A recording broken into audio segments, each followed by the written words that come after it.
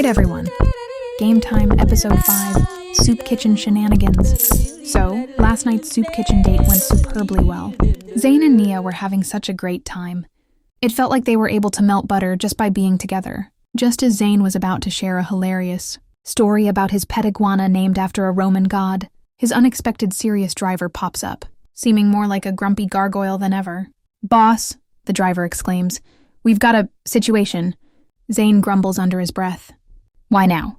he asks, looking at Nia. "Can't we just delay this until after dessert?" Nia, always a sweetheart, grins and says, "Business first and foremost, I suppose.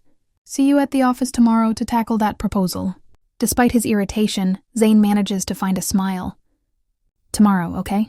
He wishes he could stay in that electrifying moment with Nia forever, but with a sigh, he leaves. Nia watches him as he heads away, still feeling the excitement from the time they spent together. Stuck in the moment of their banter and laughter, she can't help but think about how much she enjoyed it. Suddenly, Grandma Dido and Arthur burst into the room, looking absolutely fresh after their much-needed spa day. "Hey there, dear." Grandma Dido welcomes her.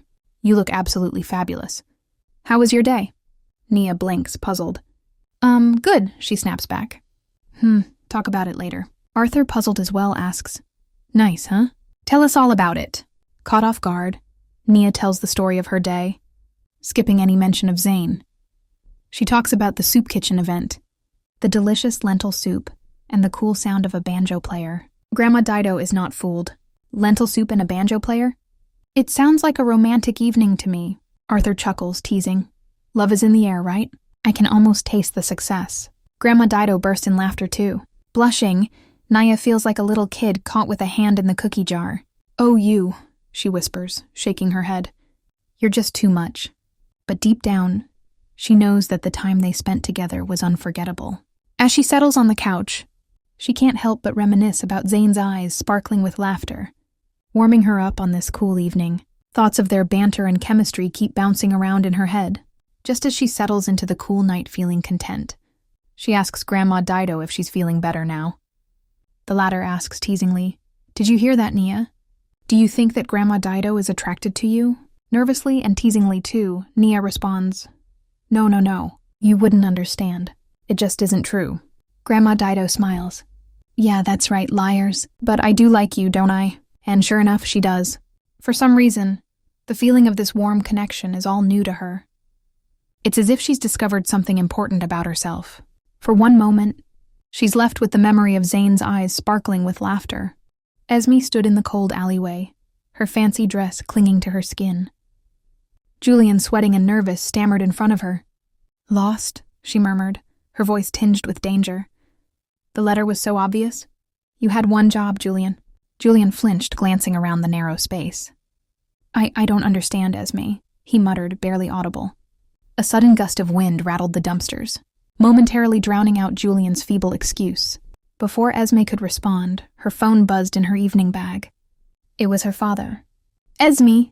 His gruff voice crackled on the phone. "Did you get the information?" Adrenaline surged through Esme. Her father orchestrated this plan to gain leverage over the Sorelli family, his rivals for years. "Not yet, Dad," she replied calmly. "But I'm meeting Ms. Sorelli tomorrow. I have a few tricks up my sleeve." Her father chuckled darkly. "Good, keep me informed. And remember, it's not just about revenge. It's about asserting dominance." "I understand, Dad," Esme said, narrowing her eyes. "I won't let you down." After the call ended, she felt the weight of her father's expectations. This was no longer just about vengeance. It was about earning his approval. Suddenly, a shadowy figure emerged behind Julian. The newcomer moved stealthily like a predator. Tall and imposing, his face obscured in darkness. He held a gleaming object in his hand, catching the faint light from a distant street lamp. Julian cried out in fear, but Esme remained composed. Annoyance flickered across her face, replaced by a determined expression. "We have an unexpected visitor," she stated calmly. The newcomer remained silent, assessing the situation. Esme stood confidently, accustomed to handling unforeseen challenges. "Listen," she suggested with a touch of amusement. "Mistakes happen. Perhaps we can reach a compromise." Finally, the newcomer spoke in a menacing growl. "Mistakes?" "No, my dear. This was intentional. Starting tomorrow, Ms. Sorelli will encounter some difficulties. Her world will crumble. A slow grin spread across Esme's face. I love the sound of that, she murmured. Finally, someone who understands. The tension in the alleyway brimmed with unspoken threats and anticipation for what lay ahead. Episode 6 will premiere this Friday on the 31st. Romans 12:12. Rejoice in hope. Be patient in tribulation. Be persistent in prayer. Thank you for watching and leaving your comments.